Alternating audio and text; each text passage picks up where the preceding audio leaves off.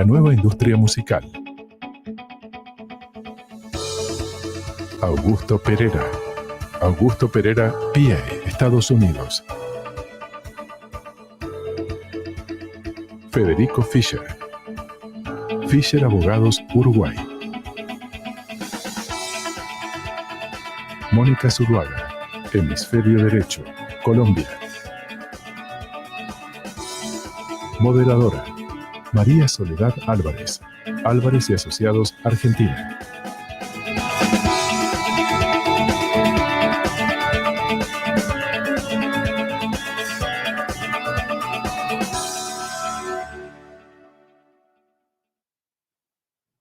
Hola, buenas tardes a todos. Un placer dar inicio a este panel de la industria musical. Ustedes saben que el año pasado, en marzo del 2020, cuando asistíamos a la pandemia, se suspendían absolutamente las actividades en vivo. Sabemos también que las presentaciones en vivo para la música tienen un impacto asombroso. Esto modificó absolutamente el esquema de la industria y su impacto merece que la analicemos. La ya aparición y luego consolidación del streaming hizo que haya otros jugadores en la industria de la consolidación de las plataformas digitales, modificaron un poco el escenario tal como lo conocíamos. En este contexto, lograron todos los jugadores estar a la altura, se modificaron los esquemas contractuales que ya teníamos, las sociedades de gestión lograron ser las ventanillas adecuadas para lograr una recaudación eficiente en este escenario. De eso nos van a hablar hoy nuestros tres panelistas. Mónica Zuluaga, en primer término, ella se define como una abogada, es artista y abogada, especialista en propiedad intelectual, derecho del entretenimiento, es cantante y compositora bajo su nombre artístico María Mar, ha producido sus 3 álbumes de su autoría. Su experiencia ha estado dirigida principalmente al acompañamiento de artistas y también tiene una visión cultural de la cuestión. Es co-creadora del podcast Dr. Rocks, que los invito a escucharlo. Con ustedes, Mónica Zuluaga. Muchas gracias, Soledad. Gracias por tu presentación. Agradezco también a mis compañeros de panel, Augusto, Federico. Es un placer compartir con ustedes este espacio y haber tenido las conversaciones que hemos tenido antes, ¿no? Como hablando de esto que tanto nos apasiona y en lo que tanto pensamos en nuestra vida cotidiana. Bueno, tengo a mi cargo hablar con ustedes un poco de ese contexto de actores de la industria. Como Soledad decía, estos actores han llegado, algunos se han quedado, algunos se han transformado, algunos se han ido y la idea es que abordemos hoy en esta primera parte de contexto cuáles son esos actores o a quienes yo he llamado en esta presentación los jugadores en un negocio que sin duda tiene importante y rápido movimiento. Nosotros yo creo que lo hemos visto y hemos conocido desde la historia de los inicios de la música que han sido hitos muy importantes relacionados sobre todo con la manera en que el usuario accede a la música, que han permitido que cambien actores y que cambien escenarios. La música en principio se podía escuchar siempre que hubiera alguien que entendiera una partitura, que tuviera una partitura en casa y que tuviera un instrumento para tocar la música. No había otra manera de escucharla. Después de esto había sitios donde se tocaba música en vivo y este era el recurso para conocer la música, y fue con la llegada del fonógrafo, con el invento del fonógrafo, que empezó a lograrse la fijación de esa música y a poder escucharla en otros contextos y por decisión del usuario cada que quisiera. Esto generó importante industria relacionada con la discografía. Ustedes seguro también reconocen que fueron años muy gloriosos para la industria discográfica, que se vio, no digamos acabada, pero tal vez transformada, reinventada con el nacimiento de la música en entorno digital, que en su momento incluía especialmente descargas de música, pero que ha mutado hoy a la música vía streaming, como todos la conocemos y como típicamente la escuchamos. Así que ese movimiento ha generado sin duda muchos actores que ya vamos a ver y sobre los que quiero concentrarme dando como base estos 3 elementos que les menciono acá. Esta industria y estos actores aparecen en función de los objetos del derecho en la industria de la música. Seguramente también lo saben, en la industria de la música hablamos normalmente de 3 objetos del derecho. Uno relacionado con la obra musical, que se refiere justamente a esta creación original de un autor, que incluye una combinación de sonidos, melodías, letras, en el caso de las canciones, que es ese derecho primigenio que en las obras musicales es lo que da al autor la posibilidad de usar y de hacer respetar su obra. Pero además de esa obra musical, hay otro objeto del derecho en la industria musical que se llama el fonograma, que consiste en la fijación de esa obra musical, en volver esa obra musical algo que tú puedas escuchar de manera permanente, porque se fija en un método de sonido el que se defina, y en todo caso permite que quede una grabación o un máster. Y esa grabación o máster genera otro derecho y es otro objeto del derecho de autor. Además, hay un tercer objeto relacionado con la interpretación o ejecución, es decir, con esa participación que tiene de manera protagónica o no protagónica un intérprete, un cantante, un músico de sesión en las grabaciones, que también les otorga un derecho conexo de interpretación. Esto significa que solo en este primer punto ya se mezclan algunos derechos que tienen objetos distintos, que tienen escenarios eventualmente distintos, que a veces coinciden y que en todo caso hacen que el asunto de la gestión de los derechos se vuelva muy entretenida y muy interesante. Además de eso, el objeto no es el único elemento que hay que tener en cuenta en este asunto de los escenarios y los actores. También hay que tener en cuenta cuál es el uso del derecho.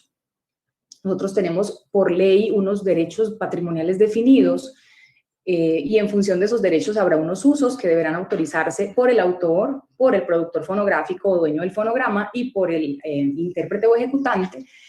Y además de esos 4 derechos que son los que típicamente conocemos como derechos patrimoniales, pues hay unas derivaciones de los mismos, ¿cierto? Cuando hablamos en entorno digital de la disposición, por ejemplo, de la sincronización en algunos casos, que es una combinación de estos derechos, de la puesta a disposición en Internet, todo eso implica también actores y escenarios nuevos. Y es por eso que esta combinación nos representa la posibilidad de hablar de 3 modelos en principio, habiendo tal vez otros modelos de negocio asociados, pero 3 modelos principales relacionados, uno con la música en vivo, otro con la música fonograbada y uno tercero que yo he llamado como música en otros usos, que combina tal vez música fonograbada y música en vivo, o más bien derechos de máster y derechos de autor, pero bajo otros contextos. Entonces, si les parece, vamos a arrancar con estos esquemas de autores y de actores, mejor, en cada uno de los escenarios. Empecemos con el escenario de música en vivo. Acá tenemos, y van a ver que en los 3 escenarios de que les voy a hablar, vamos a empezar con el autor, a razón de que pues, la música nace con la obra, y si bien el artista tiene un rol de difusión y de interpretación de esa obra, es el autor, pues quien ostenta el derecho del activo principal del que estamos hablando. En la música en vivo, normalmente no es el autor el que canta, ¿cierto? Es el artista, aunque puede coincidir que uno sea un cantautor y en consecuencia tenga ambas características. Y ese artista, además, puede tener, no siempre ocurre, pero puede tener un representante, un manager, que será esta persona o esta empresa que se encarga de dirigir estratégicamente el proyecto, de determinar cuándo hace un lanzamiento, con quién hace una colaboración, dónde debería tocar, y dependiendo del tipo de manager puede o no encargarse de asuntos administrativos, de consecución también de conciertos de la mano de un agente de booking, como vemos acá, y opera en función de contrataciones distintas, que acá tiene mucho sentido lo que decía Soledad, y es, hay ciertos contratos que han existido hace un tiempo, por ejemplo, para el caso del manager, un contrato en el cual la contraprestación es un fee más un pago por el porcentaje tal vez de lo que haya obtenido en su gestión. A veces solo es un fee, a veces solo es un porcentaje, y ahora también incluye regalías, por ejemplo. Hay managers que negocian regalías de derechos de autor y conexos, que es un fenómeno que me parece importante ponerlo sobre la mesa para que lo discutamos en algún momento. Y hay también esos agentes de booking que se encargan de hacer sin duda la gestión de contratación con productores o empresarios de eventos para que este artista toque y reciba una contraprestación por ese servicio, por ese trabajo que está haciendo en términos de interpretación de música. Y esto finalmente llega a un público que es quien paga una boleta en algunos casos, en cuyo valor puede o no incluirse un pago a sociedades de gestión colectiva, que en todo caso sí será un pago que tendrán que hacer los empresarios o productores de eventos, ¿cierto? Siendo las sociedades de gestión colectiva estas entidades que se encargan de hacer el recaudo de manera colectiva de algunos de los derechos de autor o conexos. Ahorita Augusto nos hablará en detalle de este asunto de las sociedades de gestión colectiva. Por lo pronto, importante mencionar que se trata de las entidades que tienen a su cargo, en la mayoría de los países, el pago por comunicación pública, y que para que esto ocurra, pues el autor tendrá sin duda que estar afiliado a la entidad de gestión. Esto es un asunto como que yo lo converso mucho porque a veces llegan autores y me dicen, es que mi música suena mucho, pero nunca me ha llegado un peso. Y yo le digo, pues usted no está afiliado a ninguna parte, pues nunca le va a llegar, ¿cierto? Hay que hacer una autogestión, además de la gestión que hacen estas sociedades por nosotros. Y de esta manera logramos que esa regalía se pague al autor, ¿cierto? Que es al final donde nace, insisto, este derecho en este escenario. Pero en los nuevos actores que enfrenta la música en vivo en particular, pues nos encontramos con plataformas de streaming, de streaming en vivo, plataformas digitales, que ahorita también Federico nos hablará del tema, y que lo menciono porque esto transforma sin duda el escenario en el cual va a sonar la música en vivo y, en consecuencia, las condiciones de las licencias, las condiciones de los pagos, las condiciones del acercamiento al público y, en últimas, el recaudo que hace el autor por esos conciertos que se hacen en streaming. Pero aparecen otros actores que sin duda están, por ejemplo, el editor musical no es un actor nuevo, es un actor que ha estado, de hecho, de manera muy tradicional en la industria musical, que es el que se encarga de administrar ese catálogo del autor, administrar los derechos de las obras de los autores, pero normalmente en este escenario de comunicación pública no aparecía o no se tenía en cuenta porque pagaba directamente pues, la sociedad de gestión colectiva del autor.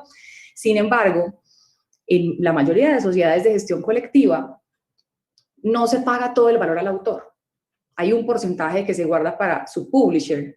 Así que si el autor no tiene publisher, o sea, no tiene editor musical, tendrá que buscar quién haga esa tarea por él, porque a él no se la van a pagar. Entonces aparece el administrador de derechos editoriales, que es diferente del editor a razón de que no asume el rol completo de administración, sino que funge como administrador específicamente ante sociedades de gestión colectiva. Es el caso de Songtrust, que es uno de los más reconocidos haciendo administración de derechos editoriales.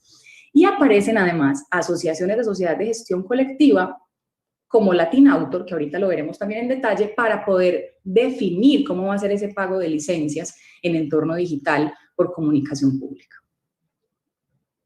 Y esto es otro elemento que me parece importante mencionarles acá, y es que en términos de autoría sabemos que ese derecho de autor lo tiene sí o sí el que crea la obra, ese derecho moral de autor, pero esos derechos podrán, los patrimoniales, que son los que implican la transacción, esos derechos podrán entregarse a otro, podrán cederse un porcentaje o la totalidad. Y nos hemos encontrado con que hoy en día es bastante común que se negocie ese derecho, el derecho de publishing. Entonces hay documentos de repartición de regalías, split sheets, que tienen un montón de autores que no son autores, que son el manager que negoció un porcentaje de publishing y que tendrá que afiliarse a una sociedad de gestión colectiva como autor aún sin serlo. Pero bueno, lo planteo solo, insisto, como a modo de reflexión sobre estos nuevos actores que aparecen, que en principio no tienen una condición o calidad de autores, pero generan una regalía. Ahora, hay un segundo contexto que tiene que ver con la música fonograbada. Y acá nuevamente estamos hablando del autor porque nuevamente tenemos una obra musical, hablamos del editor a razón de que, insisto, es el que administra estas obras del autor, tenemos un artista que es el que grabará esa obra, sea o no suya, que esto también me parece importante decirlo, y es, en un artista mainstream es posible que él no sea el compositor, sino que él reciba las obras para interpretar, pero un artista independiente típicamente es todo lo que les acabo de mostrar. O sea, un artista independiente es autor, es compositor, es productor del evento, es el que se tiene que afiliar directamente a la sociedad de gestión colectiva, es el productor fonográfico de su producción fonográfica, que es lo que vamos a ver ya aquí en esta categoría de música fonograbada. Y entonces, en esta categoría de música fonograbada me parece importante hacer hincapié en ese rol del productor fonográfico, que es la persona jurídica o natural que se encarga de dirigir y pagar la producción fonográfica, o sea, pagar la grabación, pagar el máster, pagar ese producto que queda fijado, esa obra que queda fijada, y en consecuencia es el dueño de esos derechos, de ese fonograma. Y ese productor fonográfico puede ser también muchas cosas, puede ser una mayor, un sello mayor, que es lo más común, o era lo más común tal vez, pero también hay sellos indie, que hoy tienen una infraestructura más pequeña, que hoy hacen otro tipo de negociaciones con los artistas, y también hay inversionistas, porque puede que yo quiera que mi hijo sea un músico y yo le pago su carrera y en consecuencia yo pago su disco y en consecuencia yo soy el productor fonográfico, pero no tengo ni idea de la industria de la música. Se los menciono porque tengo muchos clientes con esas características, que me alegra porque están apoyando a sus hijos en la consecución de su sueño, pero no tienen ni idea del negocio y son dueños de un derecho, dentro del derecho de autor. Bien, además, en la industria tradicional teníamos aquí una empresa que hacía manufactura de CDs, de DVDs, de vinilos, que hoy sin duda han bajado su producción. Tal vez los vinilos van tomando de nuevo fuerza por la experiencia romántica de escuchar la música en un LP, pero no es lo normal, llegando hasta una discotienda o un distribuidor, para posteriormente llegar, como hemos hablado, a un consumidor final. Pero eso es respecto de la reproducción, del derecho de reproducción de ese fonograma y de esa obra, mejor. ¿Qué pasa en términos de comunicación pública con la música fonograbada? Pues lo tenemos arriba. Llega a través de medios de difusión, acá tenemos algunos tradicionales y no tradicionales, que necesitan también esta licencia de la que hemos venido hablando para que al final lleguen a un consumidor.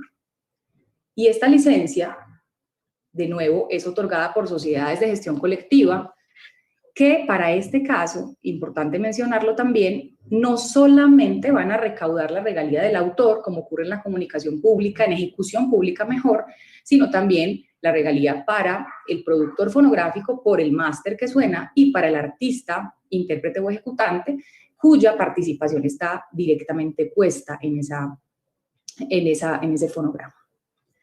Y aquí menciono nuevamente, bueno, pongo las flechitas para que veamos qué entra y qué sale dentro de este asunto de los derechos y los recaudos, pero aquí aparecen de nuevo otros actores absolutamente relevantes para la movida hoy de la industria musical. Aparecen las plataformas digitales de música, de video, que necesitan de un agregador digital para que la música del autor del productor fonográfico pueda sonar allí. Y esto implica un nuevo intermediario, incluso dos, porque a veces no llega el artista solito, sino que necesita de un sello que tenga una buena relación con el agregador y mejore las condiciones de participación y de porcentajes.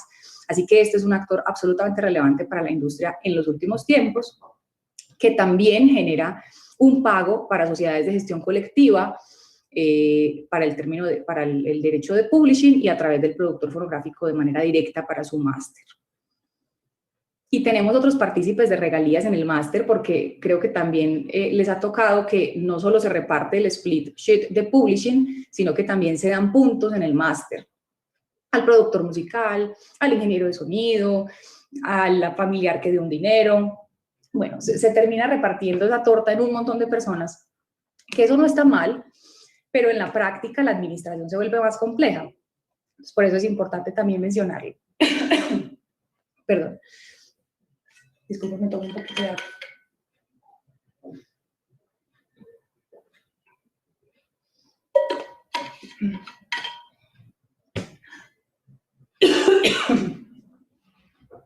Bien. Perdón, es que hablé muy rápido, mucho.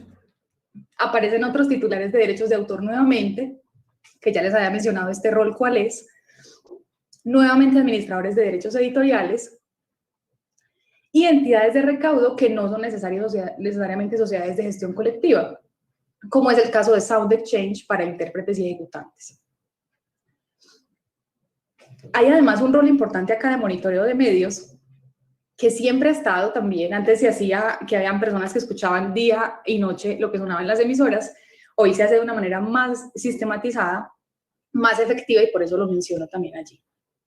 Finalmente, en el último escenario de la música en otros usos, Hablamos del derecho de transformación, por ejemplo, y del derecho de sincronización, en cuyo caso tendremos que pedir permiso al autor, al editor, al productor, dependiendo del uso que vayamos a hacer, cuya licencia recibirá alguno de estos titulares que vemos acá.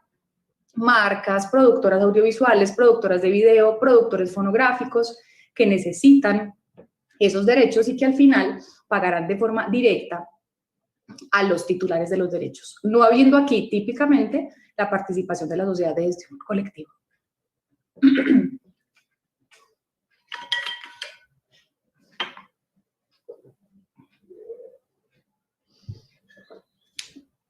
Muy bien. Habiendo un público consumidor final que recibe de nuevo este contenido y apareciendo de nuevo estos actores de la última industria, administradores de derechos, participantes de otro tipo de regalías y otros actores que no habíamos conocido antes. Bien, ya terminándose mi tiempo, quiero cerrar esta primera intervención con estas reflexiones finales y conclusiones. Hay otros actores que son más proveedores, pero que, insisto, van apareciendo con posibilidades de participación en las regalías, y por eso me parece bueno mencionarlos. El AIR en las disqueras, el productor musical, el ingeniero de sonido, el publicista, incluso el abogado, el experto en marketing digital.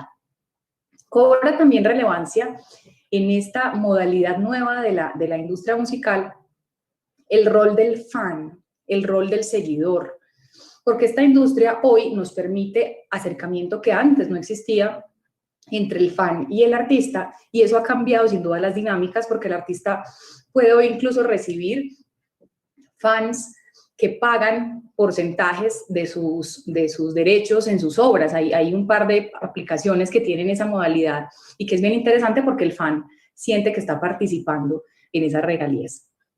Otro elemento importantísimo de la industria hoy es que tenemos artistas informados, que están exigiendo transparencia, que están exigiendo efectividad, que están exigiendo que la industria sea más clara en términos de cifras y más equitativa en términos de recaudo.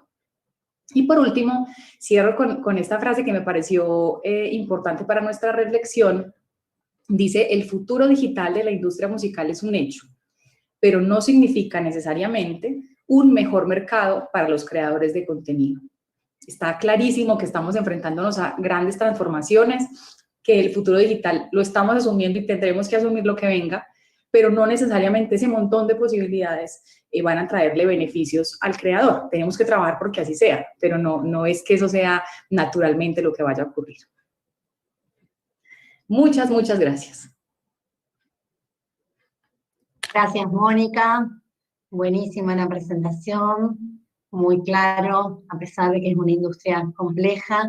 Le vamos a dar paso a nuestro segundo panelista, el doctor Federico Fischer-Castells. Es abogado, graduado de la Facultad de Derecho de la Universidad de Montevideo, tiene un máster en Derecho de la Propiedad Intelectual en la George Washington University Law School. Es integrante del equipo Fischer desde larga data, trabaja en áreas de propiedad intelectual, derecho de la tecnología y derecho del entretenimiento. Es profesor de la Cátedra de Derecho Administrativo de la Universidad de Montevideo y nos va a contar sobre el fenómeno de los conciertos y los shows en el mundo digital y su impacto desde la propiedad intelectual. Adelante, Federico.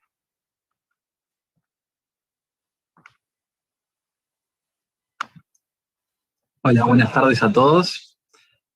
Primero que nada, agradecer a Soledad por la presentación, también a Mónica y a Augusto. La verdad que ha sido un gusto poder preparar y compartir este panel con ustedes.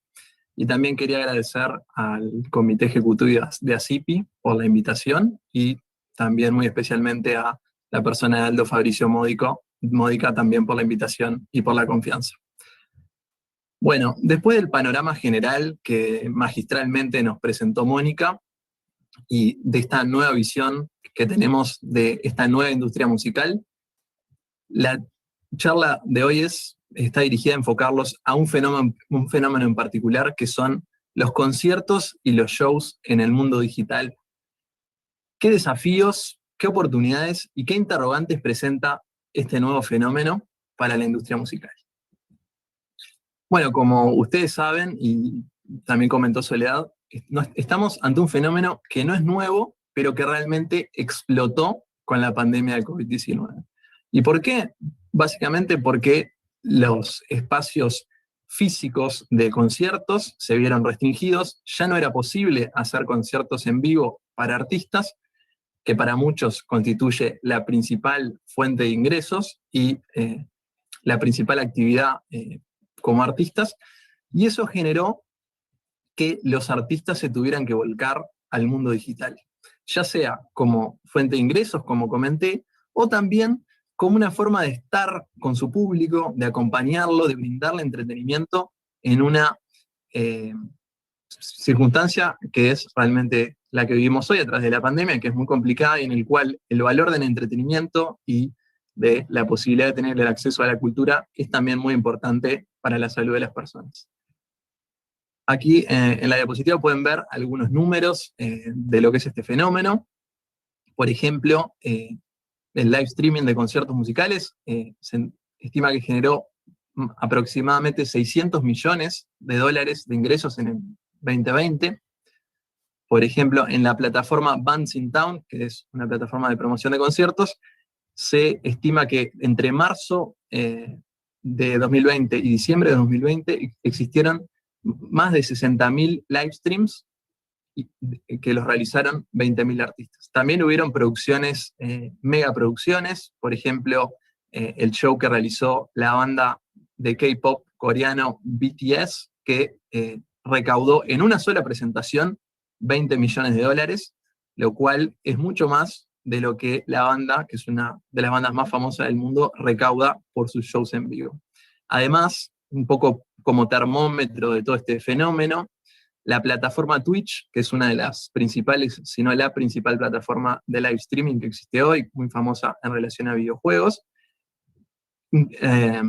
tuvo un incremento del 550% en live streamings, visualizaciones de sus live streamings en lo que tiene que ver con la categoría música. La verdad que es un fenómeno que se puede decir que explotó con la pandemia.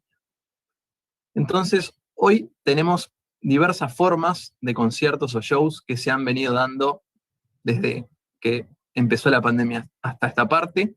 Hay lo que se puede denominar como live streamings, es decir, conciertos que son en vivo, en los cuales el artista no está junto a su público, está en un lugar diferente, que se transmiten mediante internet, utilizando la tecnología streaming, y hemos tenido conciertos espontáneos en redes, a través de plataformas como Instagram, como Facebook, que tienen modalidades de live streaming, como también grandes producciones y festivales que mudaron el Festival del Mundo Físico a el formato online. A su vez, también tenemos fenómenos de transmisión de shows grabados, lo que se puede señalar como falsos vivos en algunos casos, o falsos directos, los cuales el artista o los artistas grababan su show primero y luego ese show se transmitía mediante una plataforma de streaming a una determinada hora, por ejemplo, y después también tuvimos shows en lo que yo me quiero referir como medios no tradicionales, que realmente presentan una potencialidad increíble, como son los conciertos dentro de videojuegos, y después otras experiencias de realidad virtual en vivo. Aquí quería comentarles respecto a eso dos experiencias en particular. El primer caso, el concierto virtual utilizando la plataforma Wave, que brindó John Legend el año pasado. Wave es una startup de tecnología que lo que hace es permite a través de la tecnología que el artista brinde un show en un estudio, el artista se pone un traje y genera un avatar de sí mismo, y ese avatar está en un escenario virtual, en un mundo virtual en el que está cantando frente a un determinado público que puede acceder a través de realidad virtual o otros medios en un escenario que es totalmente digital. La verdad que si tienen la oportunidad, después vean videos porque es realmente increíble cómo la tecnología permite lo que permite. Y a su vez, aquí otro ejemplo de un concierto dentro de un videojuego, que en este caso es el concierto que realizó el DJ de Estados Unidos, DJ Marshmello, en el videojuego Fortnite, que fue en el 2019 en este caso, pero fue el primer concierto que se realizó en este videojuego Fortnite, y para que ustedes tengan en cuenta la envergadura de lo que estamos hablando, en este caso, mientras se realizaba el concierto, había 10.7 millones de jugadores de este juego del Fortnite que estaban conectados y que estaban visualizando el concierto en ese mismo momento. Este fenómeno no se explica, o a mi concepto no podría haber despegado de la forma que despegó, si no tenemos en cuenta la tecnología de streaming que lo sustenta. Y en relación al streaming y a lo que importa esta charla, mencionar que en principio permite la transmisión de contenidos en Internet en tiempo real, y que a diferencia de otros tipos de comunicación de obras, no se requiere la descarga del contenido para que esa transmisión por streaming pueda ser visualizada. Por lo menos no se requiere de forma completa, o en lo que entendemos como un acto de reproducción en forma completa. Esa tecnología, en su modalidad en vivo, es decir, transmisión de eventos en vivo, ha posibilitado toda esta explosión de estos conciertos o shows en el mundo digital, que tienen naturalmente un impacto desde el punto de vista de los derechos de autor que tenemos que analizar. Ya por suerte, y Mónica nos brindó una gran introducción respecto a los derechos y los actos que están involucrados en este tipo de modalidades. Simplemente mencionar que desde el punto de vista de los derechos, vamos a tener derechos de autor sobre las composiciones musicales, ya sea letra o música, que podrán ser autores diferentes o no, y también derechos conexos, como pueden ser derechos de artistas, intérpretes o ejecutantes, o el derecho del productor fonográfico.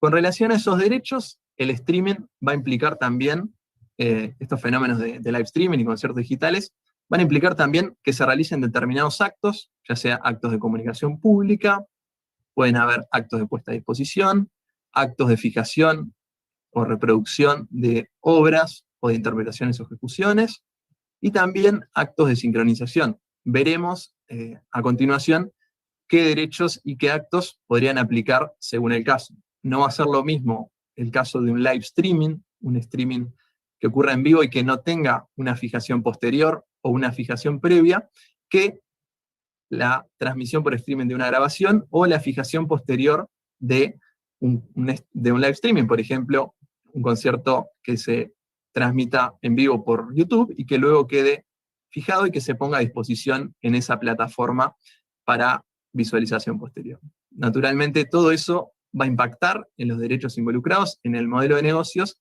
y son todos esos aspectos respecto a los que queremos reflexionar ahora. Bien, aquí les traigo lo que he dado en llamar una radiografía de un live stream. Tenemos por un lado al artista, que utilizando una determinada plataforma, que puede ser Instagram Live, por ejemplo, en este caso, o otras plataformas de streaming que se encuentran disponibles, comunica determinada composición musical, o sea, la ejecución y su ejecución e interpretación de determinada composición musical al público. Desde el punto de vista de los actos involucrados, en mi concepto no caben dudas de que tenemos un acto de comunicación pública en la cual el artista, utilizando la tecnología de la plataforma, va a permitir a una pluralidad de personas el acceso a la obra sin necesidad de que haya que distribuir ejemplares físicos. Eso es claro. Después podríamos entrar, quizás, a analizar un poco más y discutir un poco más sobre qué modalidad de ejecución pública implica este live stream. Si estamos hablando, ¿de qué modalidad de comunicación pública? Si estamos hablando de una ejecución pública en la que se realiza a través de un instrumento, que sería en este caso la plataforma, la tecnología de streaming. Si es, por otro lado, una ejecución privada, donde en realidad el artista puede estar tocando en su casa, puede estar tocando en un escenario que no tiene público en ese lugar, que a su vez se transmite a un determinado público. También podría darse la cuestión o el análisis de si es un acto de puesta a disposición al público. En principio, entiendo que esta modalidad de live stream, en el cual el live stream ocurre en un determinado momento no calificaría dentro de puesta a disposición al público, precisamente porque no necesariamente se puede acceder a ese live stream desde en el momento que las personas puedan elegirlos. A su vez, otro punto a considerar es si existe o no una reproducción o un acto de fijación en el live stream. En mi concepto, por lo menos, esto va a depender de los pormenores tecnológicos, de la tecnología que se use para transmitir, pero en principio podremos hablar de que si existen actos de reproducción, se pueden calificar como actos que son de reproducciones temporales o transitorias para posibilitar la transmisión por streaming, tanto en el caso del uploading de ese contenido al servidor de la plataforma para la transmisión, o la visualización por el público utilizando la tecnología de streaming. O sea, en el streaming la información o los datos contenidos en la transmisión se transmiten mediante paquetes que se van descargando en forma parcial en los dispositivos de las personas, y a medida que esos paquetes se descargan y se visualizan, se van borrando, por lo que no hay una reproducción permanente. Después podremos analizar un poco más sobre qué pasa si en realidad este live stream se decide fijar o no, por ejemplo, guardar un archivo de la transmisión. Ahí, naturalmente, van a haber otros derechos involucrados.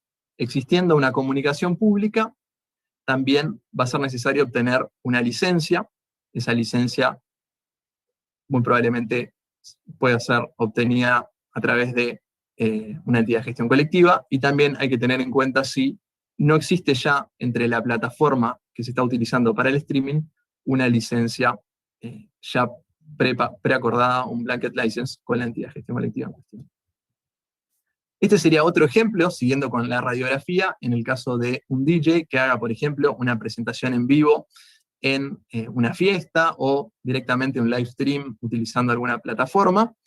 Aquí, además de los derechos de autor y los derechos conexos que veníamos hablando, se introduce también el aspecto a los derechos de los fonogramas que se estén comunicando al público mediante la ejecución de ese DJ, y también podríamos hablar de algunos derechos propios del DJ sobre su setlist, o podría haber algunos derechos de remix. En este caso, además de la licencia de comunicación pública sobre las obras o composiciones que se estén comunicando, hay que tener en cuenta los derechos conexos del productor del fonograma en cuestión y de los artistas intérpretes, y habrá que evaluar si hay que obtener una autorización o el pago de una regalía según la utilización que se trate de los fonogramas. Aquí otro ejemplo, un poco, es como la versión 2.0 de la presentación de Mónica de música en vivo. Aquí es básicamente un show en vivo de un artista, pero para un festival online que se transmite por live stream. Como vemos, además de los actores tradicionales que comentaba Mónica, aquí tenemos también a la plataforma de streaming como un actor que es de vital importancia para posibilitar este live stream, este show. En muchos casos, hoy por hoy, a raíz de la explosión de esta modalidad de conciertos online y shows digitales, han aparecido nuevos jugadores en el mundo del live stream, han aparecido plataformas específicas para la industria de la música, y también empresas que eran empresas vendedoras de tickets en el mundo, y en el mundo físico, que se han reconvertido y también ofrecen servicios de streaming para el mundo digital. Por ejemplo, la empresa LivePlay, que largó una app específica para este tipo de cosas. Bien, aquí tenemos una imagen de Jorge Drexler, el cantautor uruguayo, en un live stream que organizó el año pasado. Como pueden ver, está siendo grabado en ese mismo momento, y a su vez está en contacto permanente con el público, probablemente por una red social, y eso muestra la interacción y las nuevas formas de vinculación que permite esta modalidad, donde quizás en un concierto en vivo esta interacción no sea posible. Cabe entonces preguntarnos qué oportunidades y qué interrogantes y qué desafíos presenta todo este nuevo panorama para la industria musical. Por un lado hay nuevos jugadores, como veníamos comentando, nuevas plataformas, y también hay nuevos roles para algunos jugadores ya existentes. Por ejemplo, tiqueteras que hoy se reconvirtieron a proveedores de servicios de streaming a su vez, o el caso del booker, que el booker tenía un rol en el mundo físico que, además de concretar acuerdos para show, podía ir desde obtener o gestionar pasajes de avión para los artistas para ir al festival, que naturalmente ese rol hoy por hoy no lo va a tener, entonces implica también toda una nueva reconversión para esa figura. Hay nuevas formas de monetización, un poco ya adelantaba Mónica, la posibilidad que permite los conciertos digitales de cobrar o de monetizar el concierto además de la entrada. Una forma usual es a través de lo que se ha denominado el tipping o las donaciones en vivo, es decir, muchas de las plataformas de streaming permiten que los asistentes a la visualización del concierto donen o den propinas en ese momento a los artistas, lo cual representa un ingreso bastante importante, además de las nuevas formas de monetización que pueden tener lugar en relación a lo que vamos a explicar después, que son los conciertos en los videojuegos. Hay también nuevas formas de vinculación entre el artista y el público, un poco ya lo comentó Mónica, pero hoy se habla de relación no tanto de artista-público, sino de creador como co-creador, es decir, quien es el fan o el seguidor, además de ser un fan o seguidor de un artista, puede ser un creador, ya sea de contenido generado por usuarios, hacen reviews, por ejemplo, de conciertos, entonces hoy la vinculación es mucho más interactiva. Hay también nuevos desafíos en cuanto a la producción de espectáculos, desde el punto de vista técnico, ya que los live stream tienen que sonar bien y tienen que pensarse el concierto no necesariamente para que suene bien en un espacio físico, sino para que suene bien en una transmisión digital. Y a su vez, desde el punto de vista creativo, hoy ya un poco pasó la ola de los conciertos en casa y demás, y a su vez pensando en el futuro, el público va a querer que ese live stream presente elementos creativos que lo decían elegirlo frente a un concierto en vivo. Hay también nuevas sinergias con otras industrias creativas, como puede ser la industria de los videojuegos y la industria del audiovisual.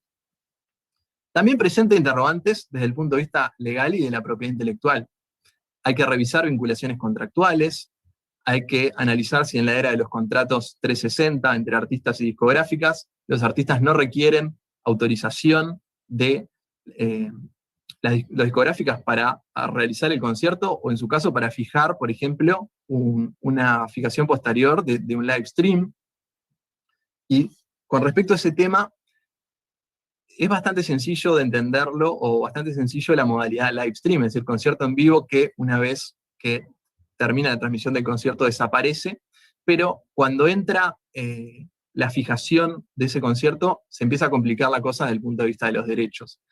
Además de los derechos que ya comentamos, la fijación va a requerir un derecho de va a requerir que los autores, que los compositores, y que los artistas y que los productores autoricen la fijación de determinados derechos, y a su vez va a involucrar también, o puede involucrar también una licencia de sincronización. Muchas veces, una vez que se termina una grabación, se retoca, se acomoda el sonido, se acomoda la imagen, y a su vez, la explotación posterior de ese live stream o de ese concierto grabado va a requerir armonizar los derechos de cada una de las partes. ¿Por qué?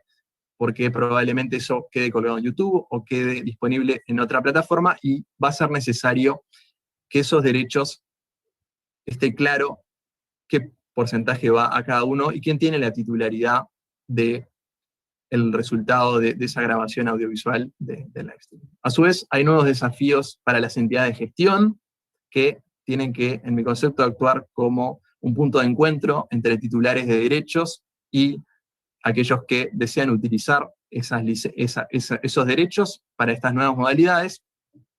Hay otros desafíos relativos a la multiterritorialidad, que son desafíos que en realidad tienen que ver con el derecho de autor todo, y que también aplican a este tipo de cosas. Y a su vez hay desafíos con otros derechos de imagen son muy importantes, derechos como marcas, y también regulaciones aplicables al mundo digital. Por ejemplo, el tema de los datos personales. Los datos personales son muy valiosos. Imagínense ustedes la información que se puede sacar respecto a qué canciones le gusta más al público, etcétera, cómo reacciona el público y demás. Todo eso es un activo valioso y hay que tener en cuenta lo que es la regulación de los datos personales. Por último, y para ir cerrando, quería hacer una breve mención a los conciertos y shows en el mundo digital y el gaming. Como me gustó mucho esta cita, de que los juegos son los nuevos escenarios del mañana, y la verdad que viene siendo cierto. Los números que reportan los conciertos en videojuegos son impresionantes. En este caso, por ejemplo, detrás de la diapositiva pueden ver el concierto de Travis Scott, que es un rapero de Estados Unidos, que hizo con una sola presentación en Fortnite, de su concierto Astronomical, recaudó aproximadamente 40 millones de dólares. Había 12 millones de jugadores jugando en ese momento, cuando se dio la presentación, que fue de solo 10 minutos. Y para ponerlo en comparación, esos 40 millones en el mundo físico el año pasado, en 56 fechas de tours, había recaudado 56 millones. En este caso, en 10 minutos, había recaudado 40 millones. Es decir, la sinergia y las posibilidades que se presentan para el gaming y para la música son impresionantes. Bueno, muchas gracias y quedo a la orden por cualquier pregunta o aclaración.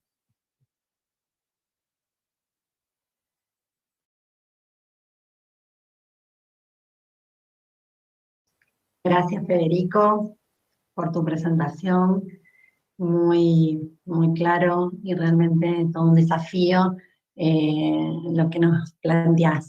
Bueno, ahora le vamos a dar paso a Augusto Pereira. Augusto es abogado, es miembro del Colegio de Abogados de Florida, tiene una dedicación exclusiva en temas de propiedad intelectual, ejerce ante el Tribunal de Distrito de los Estados Unidos del Distrito Sur de Florida y también del Tribunal de Apelaciones para el Circuito Federal. Es doblemente egresado de la Shepherd Broad College of Law y de la Facultad de Derecho de la Universidad de La Habana. Por ende, Augusto conoce y está formado y ha trabajado en los dos sistemas legales del mundo en materia de derecho de autor, el sistema del copyright y el sistema del derecho de autor, con lo cual su visión es sumamente interesante y nos va a contar el desafío de las sociedades de gestión colectiva. Adelante, Augusto. Muchas gracias, Soledad, y muchas gracias a Federico y a Mónica por acompañarnos, y es un placer enorme compartir el panel. Déjenme proceder con mi presentación. Vamos a discutir brevemente las sociedades gestoras en Estados Unidos, y para hacer una pequeña introducción para que puedan después determinar el manejo de cada cual, siempre es importante determinar el tipo de regalías, y la regalía más importante es la regalía de ejecución.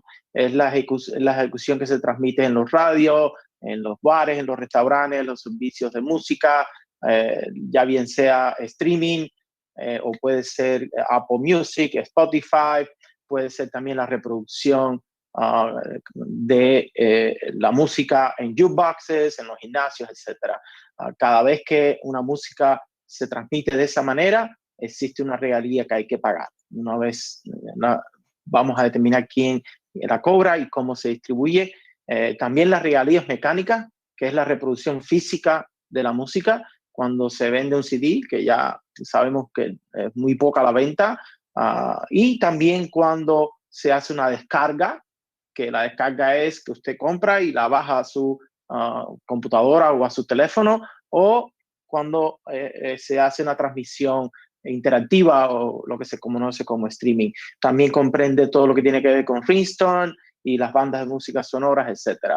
Y las regalías de sincronización, que es el uso de la música cuando se acompaña con un movimiento, una imagen, ya bien sea en plataformas como YouTube, Vimeo y TikTok. Ahí hay un tipo de licencia y un tipo de regalía que genera ingresos para los autores. En Estados Unidos estamos hablando que las organizaciones de derecho de interpretación, los PROs, son las responsables las encargadas de recaudar las regalías de ejecución que habíamos discutido anteriormente. estamos hablando de las 4 mayores son BMI, SESAC y ASCAP, y BMI y ASCAP son empresas que son sin fines de lucro. Global Music Right no lo es. CCLI tiene que ver con la música religiosa, y el ASCAP trabaja mucho con autores y compositores. Uno tiene que registrarse, los autores y compositores tienen que registrar con una de ellas, y ellas son los que manejan entre ellos el cobrar todas esas licencias de ejecución. Ellos no cobran las licencias mecánicas, solo es cuando la música se reproduce, ya bien sea en la radio, en los bares, como ringtone o en el streaming. También vamos a hablar de que existen las 4 fundamentales. Vamos a dar un poquito de historia para que sepan. BMI fue fundada en 1939 y tiene una membresía de más de 1 billón de miembros, de autores que básicamente están en Estados Unidos, aunque no tiene que estar físicamente el autor en Estados Unidos. ASCAP también fue fundada en 1914 y tiene también más de 1 millón de miembros.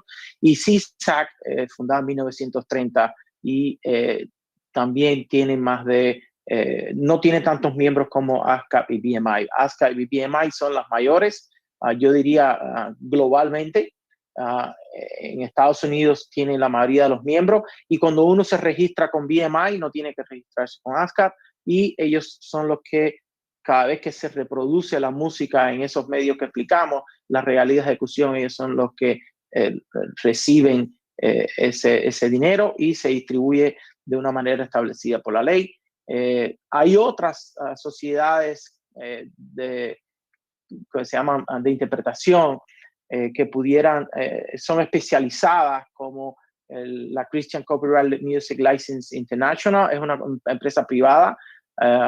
Altrack Performing Rights también es una empresa privada. Son formadas recientemente a raíz del advenimiento de la internet y de la reproducción de la música digital. También tenemos lo que se llama las organizaciones de derechos mecánicos. MROs son organizaciones que administran las licencias mecánicas y las regalías obtenidas cuando la música se vende a través del el formato del CD o el vinilo o las cintas de casete, y en muchas ocasiones también cuando se transmite a través de los servicios interactivos como Apple Music, Slacker, Pandora.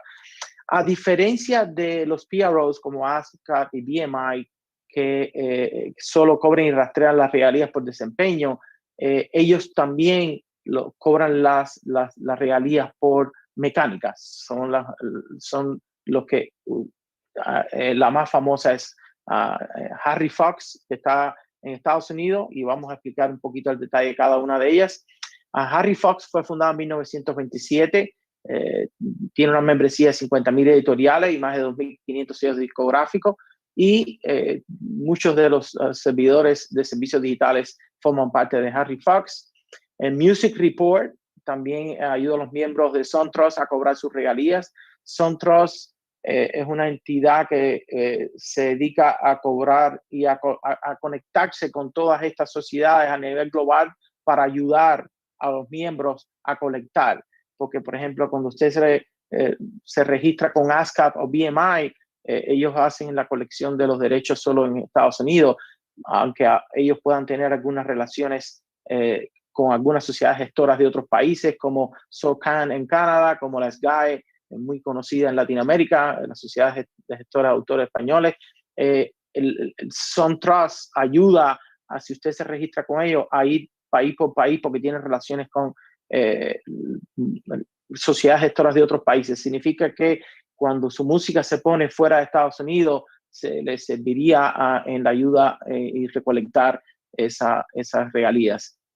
The Mechanical License Collective, de MLC, por las siglas en inglés, fue creada en el 2019 a raíz del cambio en la ley de derechos de autor en Estados Unidos en el 2018, la Ley de Modernización de la Música del 2018, que surtió efecto. La LMLC empezó a colectar y a tomar registro en enero de este año.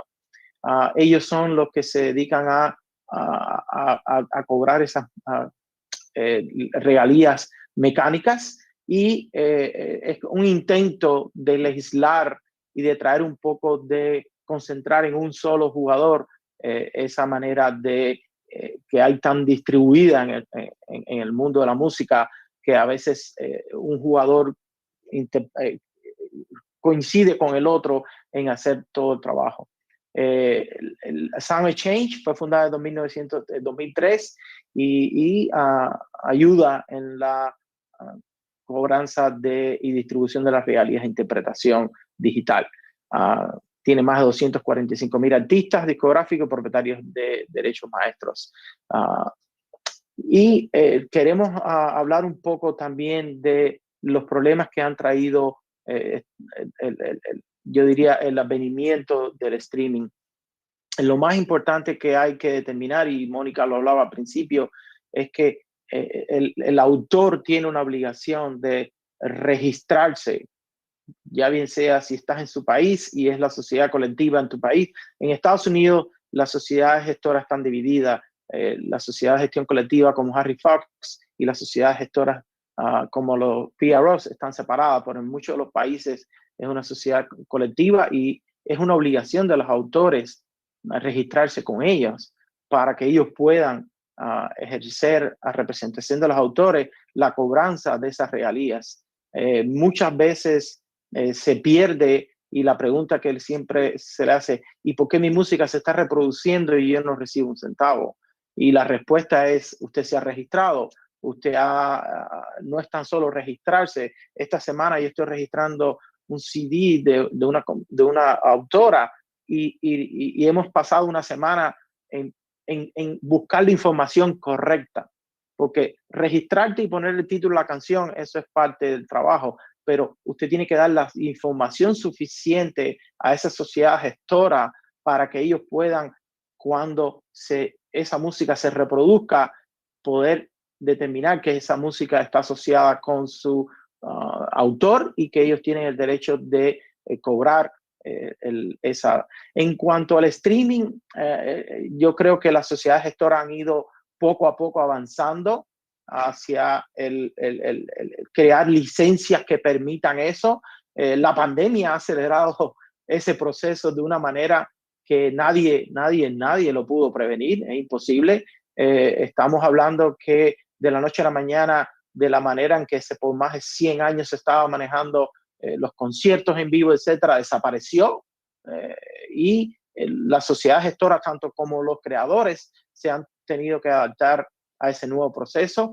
En Estados Unidos existen licencias especiales para streaming, ASCAP y BMI las tienen. No es un problema de negociación muy grande y no es un problema de costo.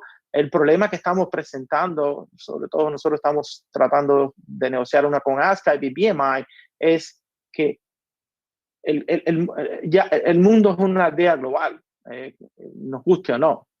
Y alguien que quiera hacer un streaming desde la sala de su casa en California le puede dar acceso directo en el mundo entero a cualquiera que quiera pagar o que quiera acceder desde su computadora.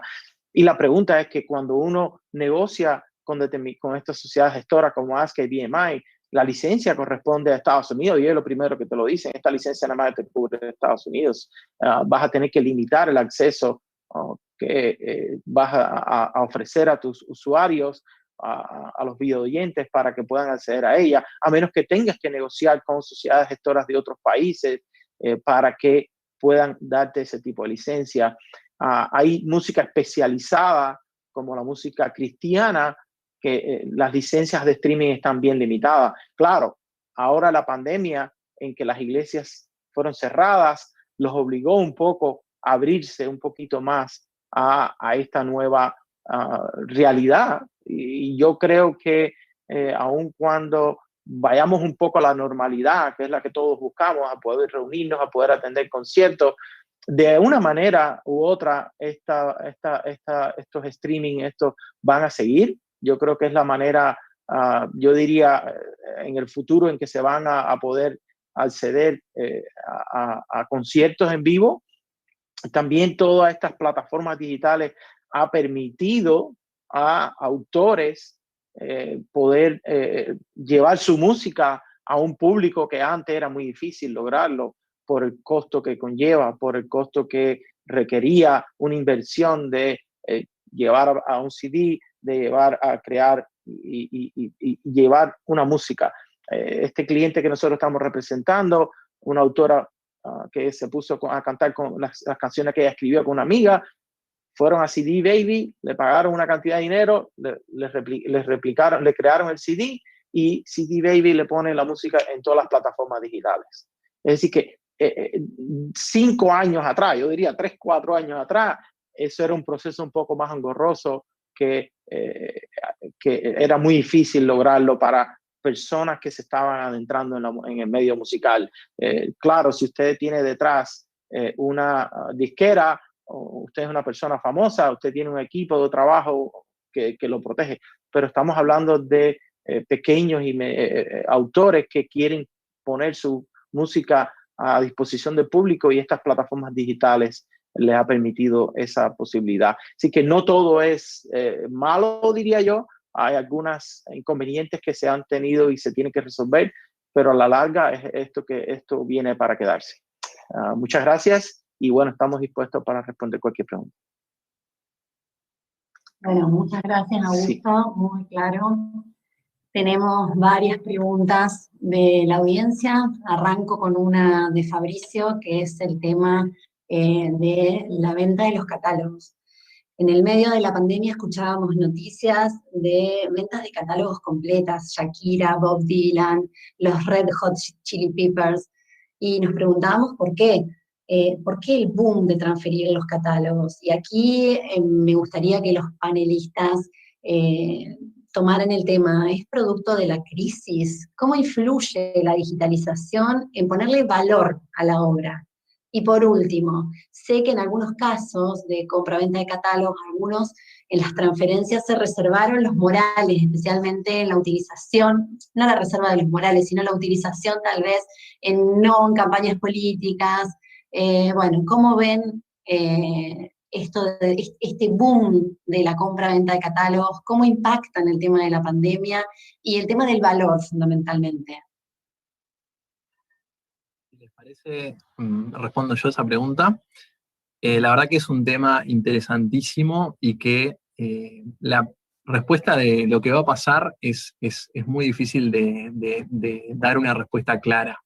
Por un lado, hay una realidad que es que el mundo financiero, los fondos de inversión, se están interesando en la compraventa de catálogos. Hay fondos específicos como Hipnosis, que es un fondo especializado en la industria musical, que ha comprado varios catálogos, y también las majors, como se dice, Sony y Universal, han también salido a hacer lo mismo.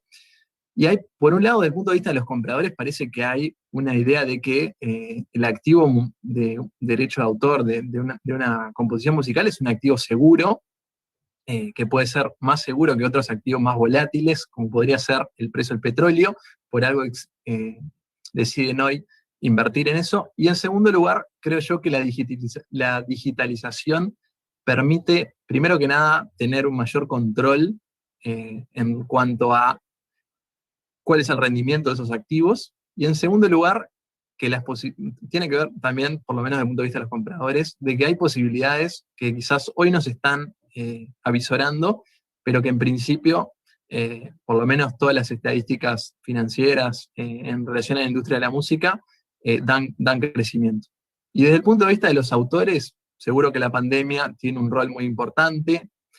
En algunos casos, como las compraventas de catálogos de autores un poco más viejos, como Bob Dylan, uno podría pensar, quizá ya están haciendo una planificación a futuro de sus herencias y debe ser más fácil, o es más fácil, administrar una determinada suma de dinero que regalías.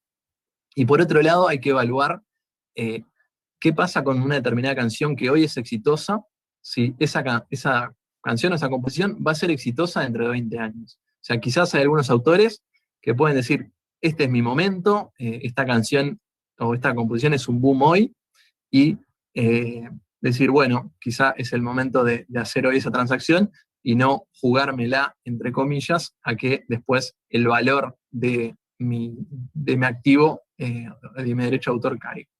Y a su vez, hay una realidad que es relativa a lo que va a pasar en el futuro con respecto a estas compraventas, si se van a seguir manteniendo o no. Yo lo veo que un poco va por esos ejes. Y también me imagino, y entiendo que hay un trabajo legal muy importante en estos due diligence de la composición, de las compraventas de catálogos. Hay que saber qué masters hay, en definitiva hacerse toda una composición en relación a cuáles son los derechos, cuáles son las posibilidades de explotación y quiénes son las personas con las que tú tienes que compartir o no esos derechos, si ya están fijadas esas composiciones, etc. Y me parece que también es como que la posibilidad de ver cuántos clics, cómo la gente escucha y tal, es como que también la valorización tiene hoy unos instrumentos que son como más fidedignos. Ahora, lo que explicaba Mónica, lo que explicaba Augusto, estos cuadros que teníamos en donde veíamos flechas que salían y flechas y nombres de actores y de personajes en la industria que conocemos. Esto, o sea, ¿podemos pensar en músicos haciendo autogestión de sus propios temas? O sea, hoy estas plataformas digitales, ¿le podrían posibilitar que el músico llegue y se quede con una parte más grande de la torta, o tenemos que compartirla con todos esos actores que nos explicaban? Bueno, si les parece, cuento mi apreciación sobre este punto. En principio, yo creo que hay algunos de estos actores que son necesarios, especialmente porque nos estamos enfrentando, como ya lo vimos, a una industria que tiene muchas complejidades, porque combina muchos derechos, porque combina muchos usos y en consecuencia no siempre es fácil para un autor realizar de manera directa esta gestión. Ahora, la reflexión podría ser qué tanto podemos facilitar esos trámites, qué tanto podemos acompañar a los creadores en formarse sobre estos conceptos desde lo básico y que eso permita hacer una gestión directa. Porque yo sí creo que especialmente en el entorno digital van apareciendo más y más intermediarios que sin duda están generando que al autor, que es al final de donde nace todo esto, le llegue una regalía ínfima, que no es tampoco una novedad. Es decir, en general en los negocios de contratos con editoras, el autor tampoco ha estado siempre muy beneficiado. Pero sí creo que son esos dos puntos. Primero, tal vez hay unos necesarios a razón de la complejidad del sistema y de lo técnico que implica, del conocimiento técnico que implican esas gestiones, pero de otro lado hay algunos que sí podrían sobrar. Yo particularmente lo digo mucho pues desde Hemisferio Derecho. Nosotros acompañamos mucho a los creadores en el proceso de enseñarles a hacer lo básico. Es decir, la oficina obviamente ofrece el servicio porque a veces los músicos lo necesitan, pero la oficina les enseña a hacer sus afiliaciones, a hacer sus registros de obras. Eso es lo mínimo que un autor debería hacer, y entendiendo también que para ellos lo relevante es crear y no quieren ocuparse de esto otro porque no quieren perder el tiempo para hacer sus creaciones y para dedicarse a su tarea creativa, que es lo que los hace felices. Pero sí creo que es encontrar un punto medio entre esa posibilidad de autogestionar algunas cosas y en todo caso dejar a aquellos actores que sin duda apoyan en la gestión y que en consecuencia tienen derecho a recibir un porcentaje de la torta que dice Soledad. Perdón, yo creo que es importante lo que está diciendo Mónica por lo siguiente, y es que aun cuando todas estas tecnologías han permitido el acceso de una manera más inmediata a la creación, siempre estamos en la dicotomía entre el autor que solo quiere crear, quiere estar su composición, pero está la otra parte del negocio. Y cuando tienes a un autor que empieza y no tiene el equipo necesario detrás de él para poder echar para adelante el negocio, tiene que hacer las dos funciones, la creatividad, la creación, pero a la par tiene que ir la parte de negocio. Y eso es algo que nosotros siempre educamos a los clientes. Es muy importante que lo hagan. Tu protección de tu obra, tu registro con la sociedad gestora, porque de lo contrario no, se frustran y no ven el resultado. Y al frustrarse, pierden el interés en la creatividad.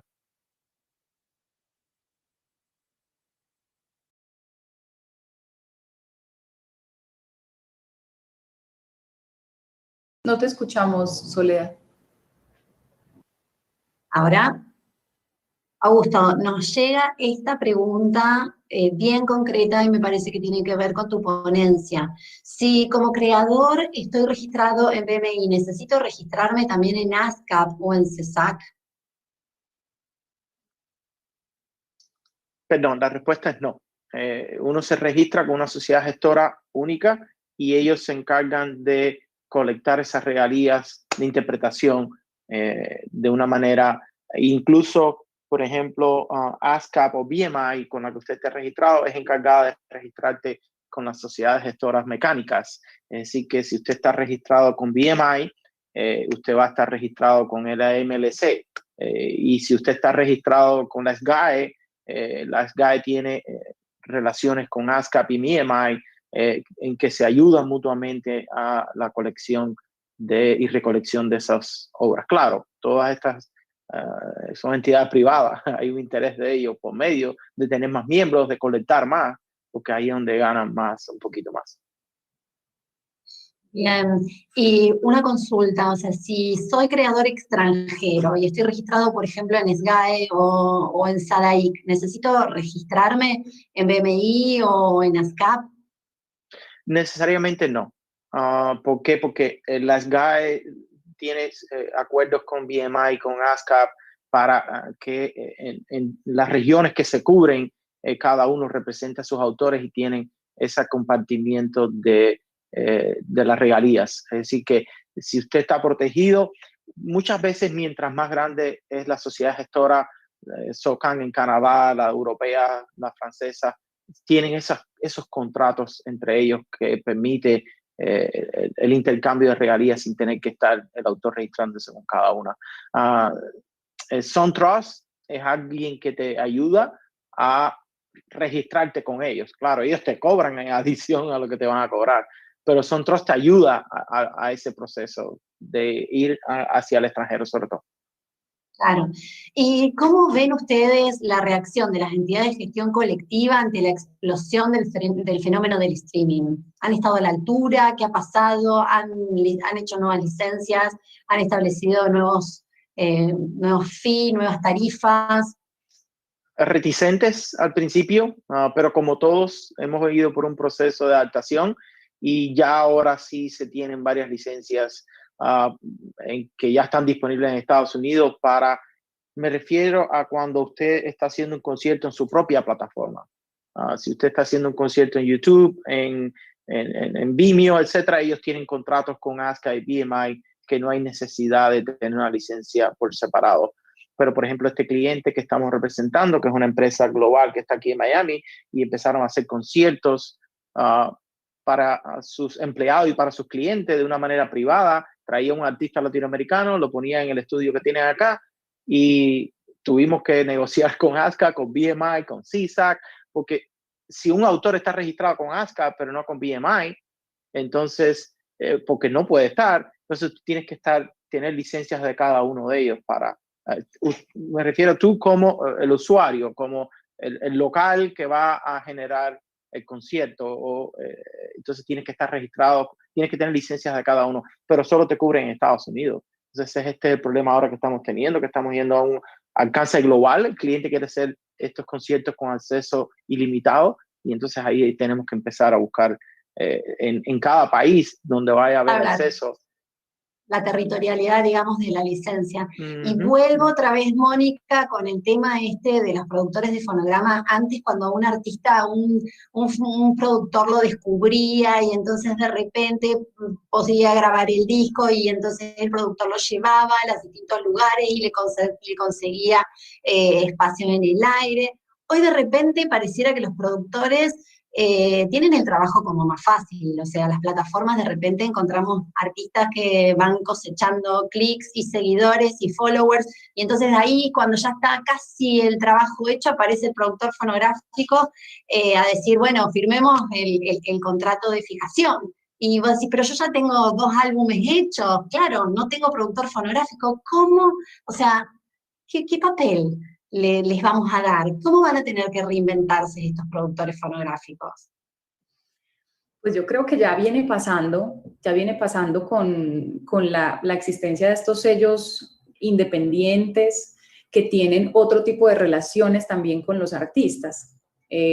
Uno cuando evalúa un contrato tradicional con una disquera o con un sello mayorista, las condiciones son sin duda mucho más benéficas para el sello, y esto digamos que para mí no es que no tenga sentido, ¿no? Como que en su momento funcionaba y eran condiciones en las que ese intérprete exclusivo tenía ciertas regalías, un porcentaje pequeño, con muchas restricciones y prohibiciones, pero esto en cambio respecto de los sellos independientes, y ha sido una movida muy interesante, porque nosotros hemos apoyado en esa construcción también como de esos contratos para los nuevos sellos, es una relación distinta entre el artista y el sello, porque el sello reconoce no solo ese potencial que tiene el artista, sino que quiere que ese reconocimiento ocurra y se traduzca en términos de regalías y de participación y de beneficios.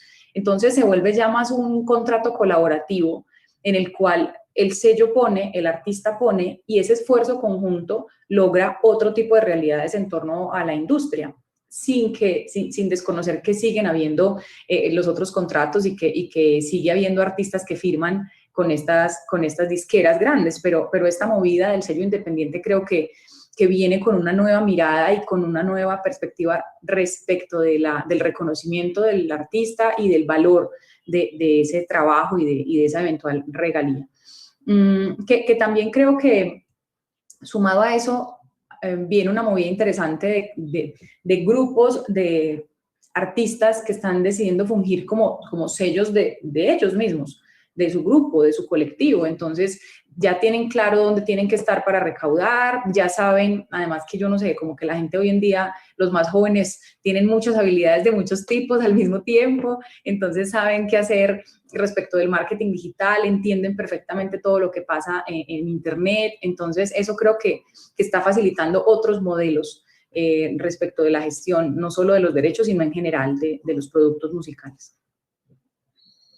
Sabes que Argentina tiene concretamente una cuota de pantalla, digamos, una cuota de audio y de aire para los músicos independientes, un determinado porcentaje, y se imaginan que en el medio de la pandemia los artistas nacionales salieron a contar a pie juntillas, es decir, necesitamos que este 15 sea de música nacional. ¿Tienen ustedes en sus legislaciones algo parecido, un fomento? ¿Qué opinan de eso, de los independientes, digamos? En Colombia particularmente no hay ley de cuotas en radio, no hay una exigencia. Ha habido iniciativas interesantes de colectivos de músicos que han promovido que esto surja, basados particularmente en el modelo argentino, pero no hay movidas al respecto que estén ya siendo legislativas. Ahora, en términos de espectáculos públicos, sí hay una medida relacionada con la obligación de que quien abra un concierto de un artista internacional, pues sea un artista local. Y en esa medida se busca esa difusión y en consecuencia pues que se genere un pago para ese artista local, pero es solo respecto de esa ejecución pública en eventos. En Estados Unidos no hay tal propuesta, no existe aquí, el mercado es lo que determina. Una pregunta ¿y en Uruguay, Federico? Gracias, Soledad. No, en Uruguay no se prevén este tipo de cuotas de pantalla, tampoco las hay para otro tipo de derechos en principio. Es más, es un tema controversial sobre el alcance el alcance del punto de vista jurídico que se podría prever y si no constituye una restricción a la libertad de comercio, dependiendo de cómo se prevea. Es una modalidad que obviamente puede reportar muchos beneficios para los artistas. En principio, no es algo que esté hoy en discusión en Uruguay. Bien, una pregunta de Juan Felipe Porta. Augusto, les pregunto, ¿cómo funcionan las licencias de inclusión tipo sincronización que usa Instagram, TikTok y plataformas similares? ¿Hay un tipo de licencia especial en Estados Unidos? Bueno, las licencias que existen para esas plataformas sí son especiales, pero son negociables. Esas plataformas negocian con ASCAP, BMI, con los PROs, y hay... es decir, que cuando uno pone su música en YouTube, en esas plataformas, hay un sistema por detrás que está implementado y se cobra por determinada cantidad de streaming. Estamos hablando, por ejemplo, en YouTube, estamos hablando que el pago es 0.0.74 centavos por streaming. Hay regulaciones que establecen que las plataformas no tienen que pagar a menos que se hagan X cantidad de streaming al año, cada 12 meses, como un promedio de 900,000 por cada canción, por cada autor, etc. Es decir, pero cuando uno está lidiando con esas plataformas, ya no necesita una licencia específica, solamente que ya esas plataformas, claro, estamos en un periodo en que ya estamos recogiendo el fruto que se ha sembrado de hace 5 años atrás, cuando esas plataformas empezaron, era libre y todo el mundo hacía técnicamente lo que le daba sin pagar a nadie. Ya no, ya las sociedades gestoras han hecho su fuerza, pero son contratos privados entre las sociedades gestoras y esas plataformas. Bueno, tenemos lugar para la última pregunta de nuestra amiga Karina Carmona, que nos pregunta, ¿cuál es el criterio que debemos tener en cuenta para escoger una gestión colectiva en Estados Unidos? Una sociedad de gestión colectiva. Yo creo que hay que empezar, claro, cuando vamos a las más grandes, BMI y ASCAP tienen un poder de negociación enorme. Hay que empezar por ahí. BMI y ASCAP son sociedades sin fines de lucro. Ahí hay otro elemento que analizar. Pero las más pequeñas no quieren decir que sean menos poderosas ni nada, sino que han sido formadas, ya bien sea por los propios compositores, por los propios autores. Y entonces tienen una atención más personalizada. Yo creo que lo más importante es que tienen que analizar si la sociedad que se van a afiliar, con quién tienen relaciones en el mundo entero. Estamos hablando, mi concepto de la aldea mundial, una música que se ponga en Apple Music puede tener un alcance global y tenemos que determinar cuándo está registrado con ASCAP o BMI el alcance de esa explotación. Claro, cuando estamos hablando con Apple, con YouTube, con Spotify, ya ellos tienen contratos con ASCAP y BMI establecidos, con pagos y cuotas establecidas, que uno no tiene que preocuparse de esa manera. Por eso es que, por ejemplo, han existido estas plataformas como CD Baby, que usted le paga y ellos te ponen todas las canciones en todas las plataformas digitales. Pero yo creo que lo más importante es el alcance que tenga la sociedad. No es que sea la más grande o la más pequeña, sino el interés que tengan en promover los artistas y que tengan esas relaciones con los usuarios, ya bien sea las plataformas digitales, que es lo que va a pasar. Estamos yendo a un mundo global digital y hay que convivir con ellas.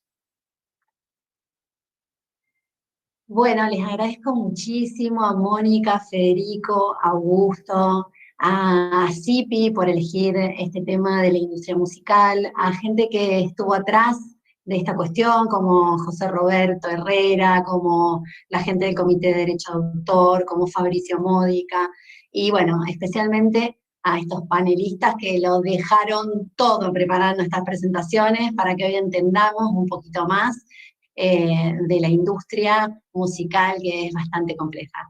Les dejamos un beso grande, muchas gracias a Zipi y nos vemos pronto. Muchas gracias. Buenas tardes a todos. Buenas tardes. Feliz tarde.